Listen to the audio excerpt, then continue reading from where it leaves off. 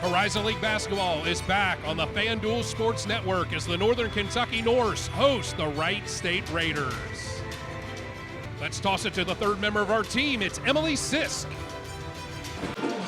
Thanks, Brady. A player we are keeping our eyes on today is number 5 for the Norse, LJ Wells. He's been recovering from flu-like symptoms, and that prevented him from traveling with the team when they lost against Cleveland State on Wednesday.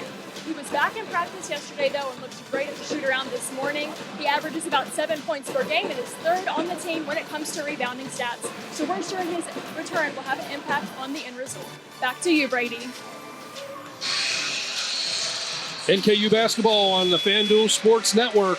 Northern Kentucky is trailing Wright State by a score of 40-33. Let's toss it to Emily Sisk, who is with the head coach of the Norse, Darren Horn.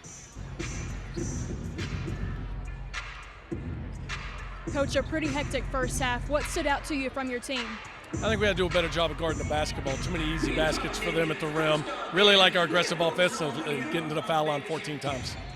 Any other adjustments that you need to make going into the second half? Got to do a better job on the glass, especially offensively. Thank you, Coach. Thanks, Emily. Good job there. And welcome back, fans. Brady Labor along with David Wassler. Let's toss it once again to Emily Sisk as she has an update on LJ Wells.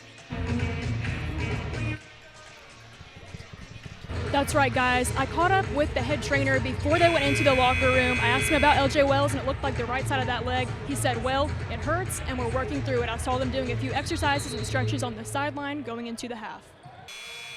Welcome back to the FanDuel Sports Network. I'm Brady Labor. He is David Wassler. Let's bring in Emily Sisk, who has a great story to share with us. Thanks, Brady. Wright State Associate Head Coach Dan Beret has been making a name for himself in the college coaching ranks for more than 2 decades. But his grandfather, John Miley, is an even bigger name to sports fans.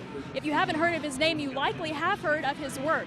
He is the curator of the John Miley Collection, which is believed to be the largest collection of sports broadcasts in the country.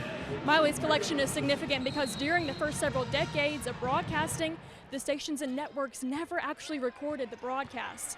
So most of the calls you've heard from historic games or famous announcers, those have come from Miley's collection.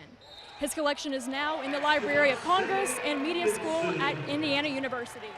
Our director and NKU electronic media and broadcasting professor, Wes Akers, recently produced a documentary all about the Miley collection with the PBS TV station at Indiana University.